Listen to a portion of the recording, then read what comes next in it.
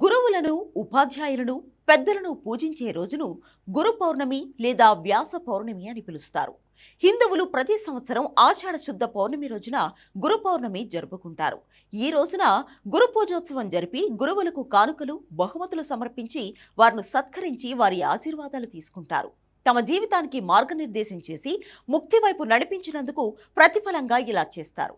గురువు అంటే ఆధ్యాత్మిక జ్ఞానాన్ని బోధించేవాడు. చాలా మంది హిందువులు తమ గురువులతో జీవితాంతం అనుబంధం ఏర్పరచుకుని ఉంటారు. గురువుల పట్ల ఇదే గౌరవం అన్ని వేళలా పాటిస్తున్నప్పటికీ ఈ రోజు వ్యాస మహాముని పుట్టినరోజు కాబట్టి ఈ రోజుకంత ప్రాధాన్యత ఉంది. ఈ రోజున చాలా మంది ప్రజలు రోజు పొడవునా ఉపవాసం ఉంటారు. సూర్యోదయం వేళ ఉపవాసం ఆరంభించి చంద్రోదయం వేళకు ఉపవాసం ముగిస్తారు.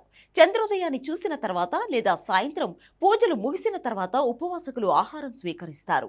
హిందూ మతంలో గురువును భగవంతునికి భక్తునికి మధ్య సంధానకర్తగా భావిస్తూ ఉంటారు.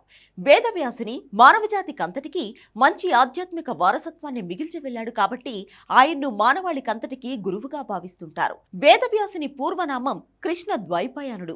వేదకాలపు సంస్కృతినంతా 4 వేదాల్లో ఆయన సంకలనం చేసిన తర్వాత ఆయన్ను వేదవాసుడిగా పిలవడం ప్రారంభించారు. దక్షిణ భారతదేశంలో కొన్ని ప్రాంతాల్లో పూర్ణిమ వ్రతాన్ని ఆదిశక్తి పేరిట ఆచరిస్తూ ఉంటారు. ఈ పర్వదినం సందర్భంగా ఆలయాల్లో ప్రత్యేక పూజలు నిర్వహిస్తారు. పూర్ణిమ నాడే కొంతమంది సత్యనారాయణ వ్రతాన్ని లేదా పూజలు నిర్వహిస్తుంటారు.